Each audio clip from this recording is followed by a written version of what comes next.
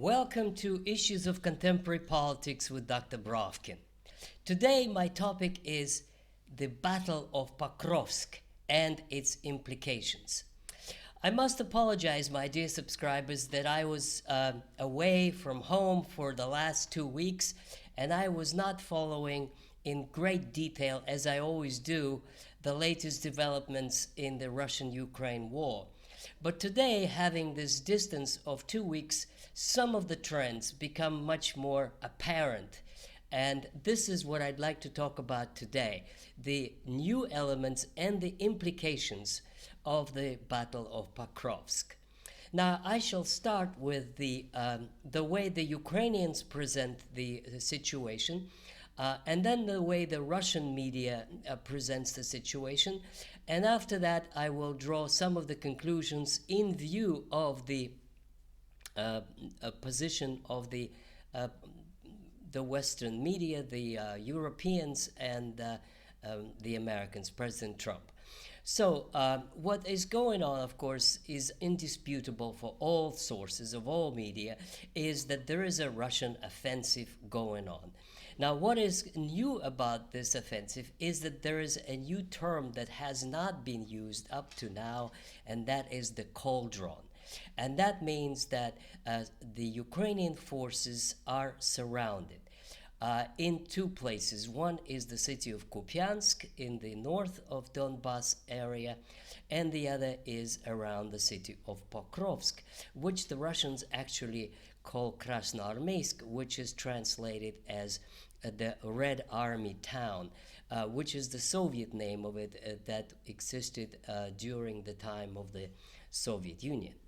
Now, as I said, the Ukrainian sources emphasize that the Russians are suffering heavy losses, and that is repeated by the mainstream West media, which is The Guardian, the New York Times, and the BBC, and pretty much the Ukrainian sources are echoed by the mass media of the West. So the Battle of Pokrovsk is presented as not as significant, that it has only tactical significance, it's not strategic significance, that they all talk about heavy Russian losses, they all talk about the gains are exaggerated, that Russian forces are exhausted and the Russian economy is on the verge of collapse, and the same thing is repeated pretty much as it was 2 weeks ago. A slow advance, and the gist of it is that no big deal. Yeah, the Russians have some gains, but it doesn't add up too much. That's the major thread of Western coverage of the Battle of Pokrovsk, except for some critical voices such as Duran and McGregor and Scott Ritter and some others who, of course, emphasize the opposite. And they are similar to the way the Russians present it, although there are some significant differences. So basically, the cauldron means that, according to Russian sources, there's from 2 to 5,000 Ukrainian troops surrounded in Pokrovsk, between Pokrovsk and Mirnograd.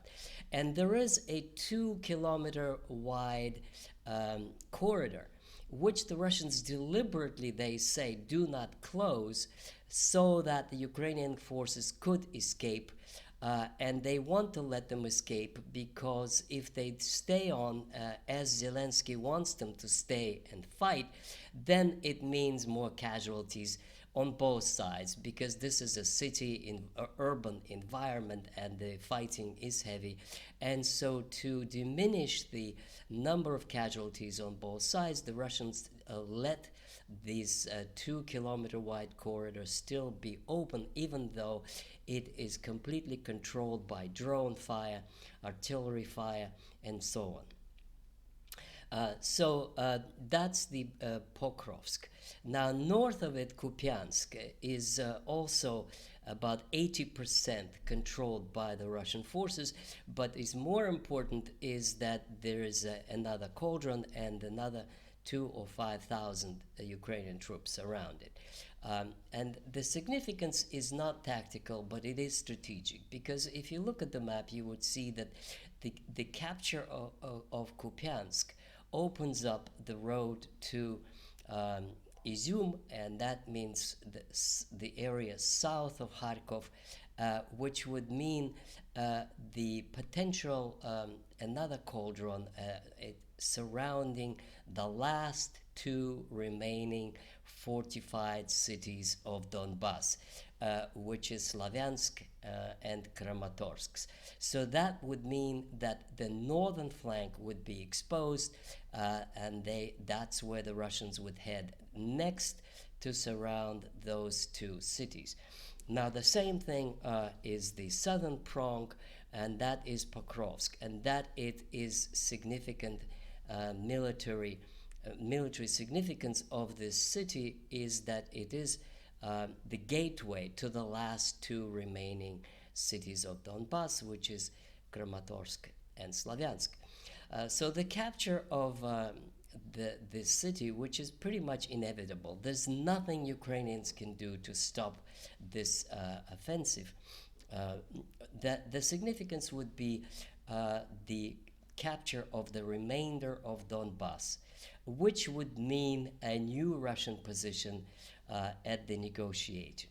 Now, here's the Russians are talking about 2 or 3 months to finish the what they call liberation of Donbas, or the total control by the Russian forces of the entire territory of Donetsk and Lugansk provinces.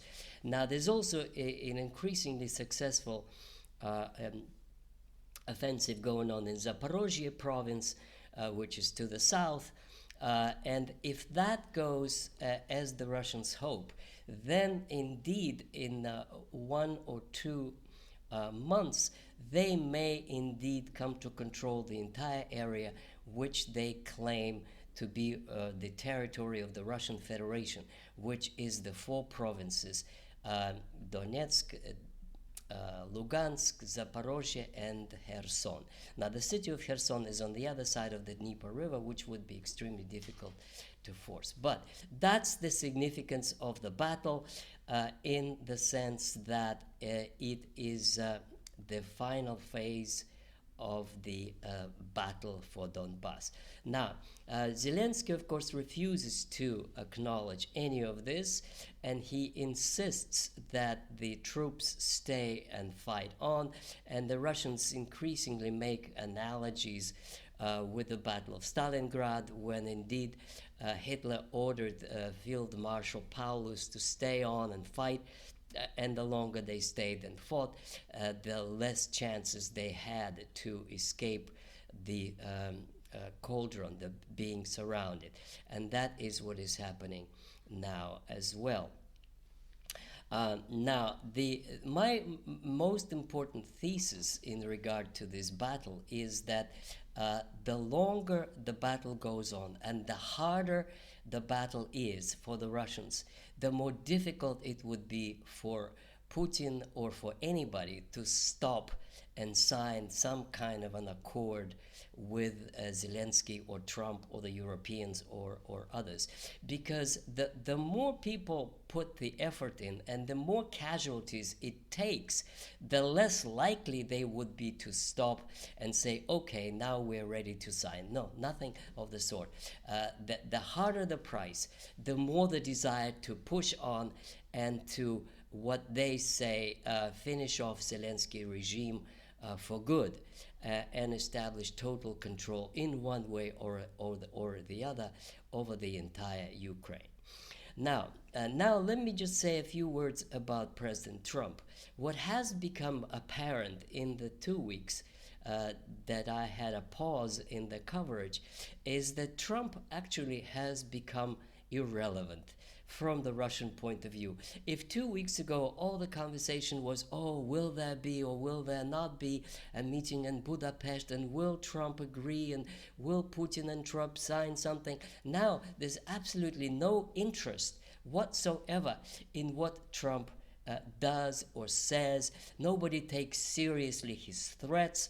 Nobody actually pays any attention to what President Trump is doing or saying. And that is actually quite remarkable, because now it has become clear, at least to the Russian observers, is that Trump is a lot of hot air and not enough of action, and his words are worth nothing.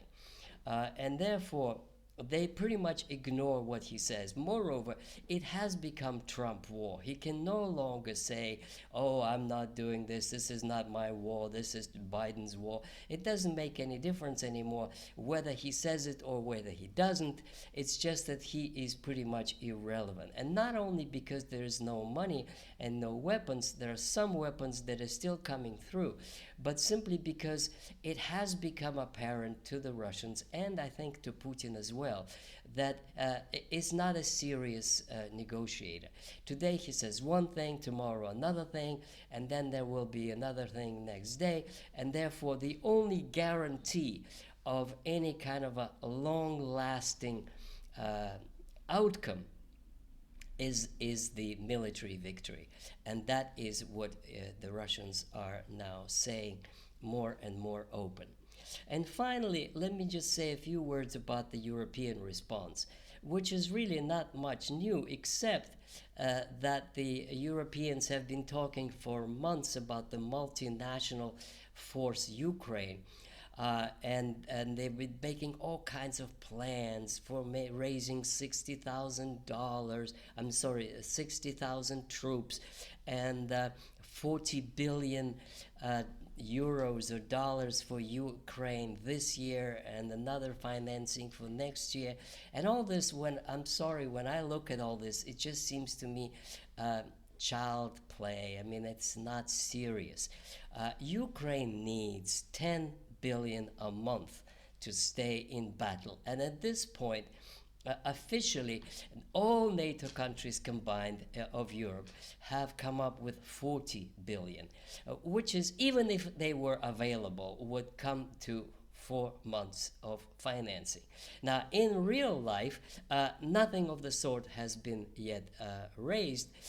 It was 3 billion committed by Britain and 2 billion committed by France, and that's about it. Nobody has a certain burning desire to burn more billions into the Ukraine war.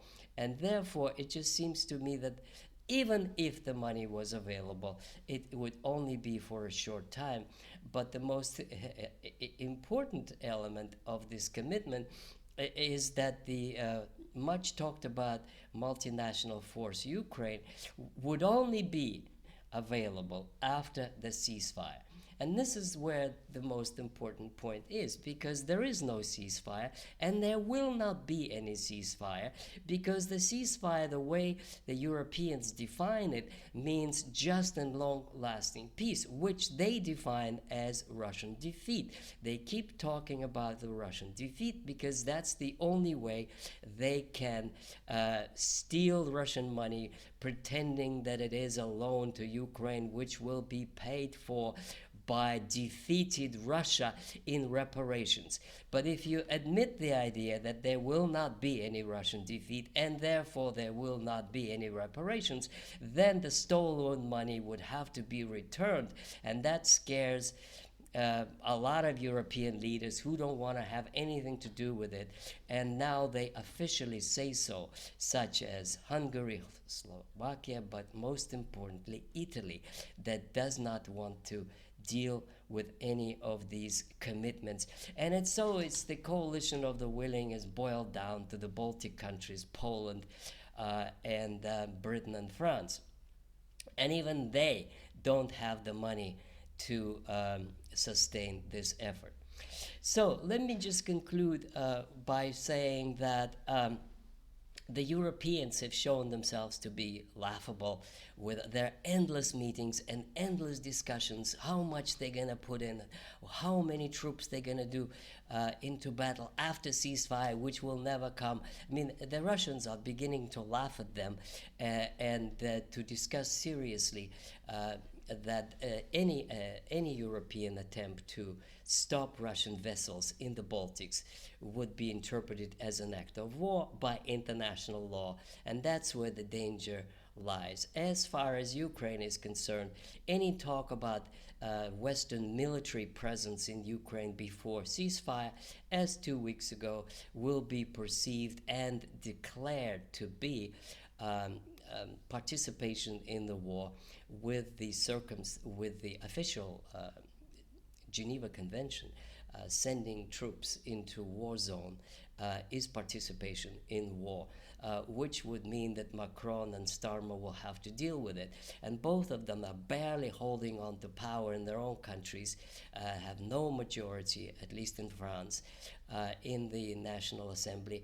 So all of this is just really a child laughing situation which has no serious political weight. So that's where we are. It seems to be that the Russians are on the brink of a major victory, and then we shall see how they will use it in terms of the negotiating of a peace treaty, if there will be one. And there may not be one. We shall see soon. And I thank you so much. Please write your comments, subscribe to my channel, read my book on Lenin and Putin, and I will see you now regularly, shortly, within a few days. Until next time, bye-bye.